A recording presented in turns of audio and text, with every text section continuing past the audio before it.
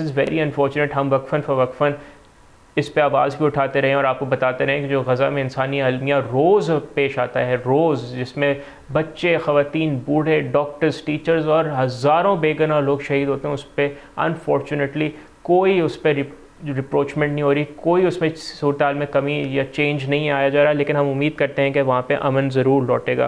नाज़रीन, अब हम अपने प्रोग्राम के आखिरी हिस्से में चलते हैं और बड़े ही कोई एक इंटरेस्टिंग आपको चीज़ बताते हैं कि यूके की थिंक टैंक, जो solar think tank amber global university review 2025 के मुताबिक पाकिस्तान दुनिया का सबसे बड़ा सोलर पैनल्स इंपोर्टर बन गया है, जो कि बहुत ही हैरानकुन लेकिन खुशाइन बात है। नाज़रीन, 2024 में 17 गीगावाट के सोलर पैनल्स इंपोर्ट किए गए, जो कि पिछले साल के मुकाबले में दुगने से भी ज़्यादा हैं। द इंडिपेंडेंट में शाये होने वाली रिपोर्ट के मुताबिक ये बूम बॉटम अप सर्च से आगे बढ़ रही है, जहां घरों, छोटे बिजनेसेस और कमर्शियल सारिफीन ने बढ़ती हुई एनर्जी के कॉस्ट और मामूल की बिजली बंदिश से निजात पाने के लिए किया है।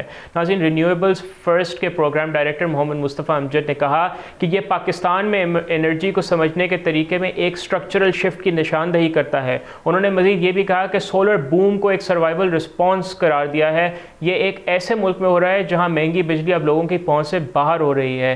अप्रैल सैटेलाइट इमेजरी से पता चलता है कि पाकिस्तान शहरियों के बेसिकली जो रूफ टॉप्स हैं, यानी घरों की छतों हैं या इंडस्ट्री की छतें हैं, वो तेज़ी से नीली होती जा रही हैं, जिससे बेसिकली ये पता चलता है कि सोलर पैनल्स तेज़ी से फैल रहे हैं। कराची में मुकीम एनर्जी एक्सपर्ट उबैदुल्लाह ने कहा कि अगर आप किसी भी पाकिस्तानी शहर की सैटेलाइट इमेजेस देखें तो तमाम छतें नीली नज़र आती हैं। ज़्यादातर एनर्जी ट्रांजेक्शन नेशनल पॉलिसीज़ या फॉरेन इन्वेस्टमेंट से मुतासर होती हैं, लेकिन पाकिस्तान में ये तब्दीली बड़ी हद तक मार्केट लॉजिक और इनफरादी इक़दामात की आईना हैं। खबर के मुताबिक ज़्यादातर नई इंस्टॉलेशंस ऑफिशियल आदाद शुमार में शामिल नहीं हो पाती और इसी वजह से नेशनल ग्रिड पीछे रह जाता है।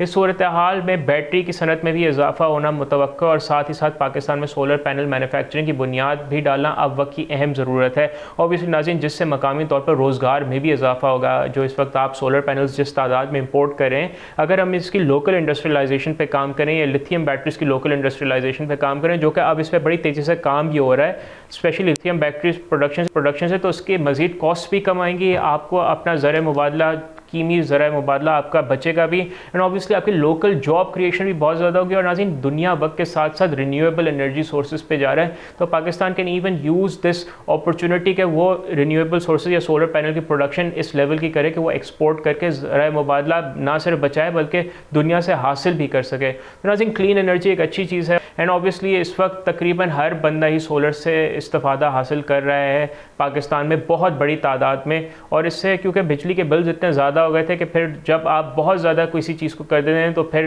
क्योंकि फ्री मार्केट है तो लोग फिर अपना रास्ता निकाल ही लेते हैं, और एटलीस्ट बिजली के मामले पे तो लोगों ने सोलर के हवाले से रास्ता निकाल ही लिया है। सब्सक्राइब करें और बेल दबाएं ताकि कोई खबर रह न जाए।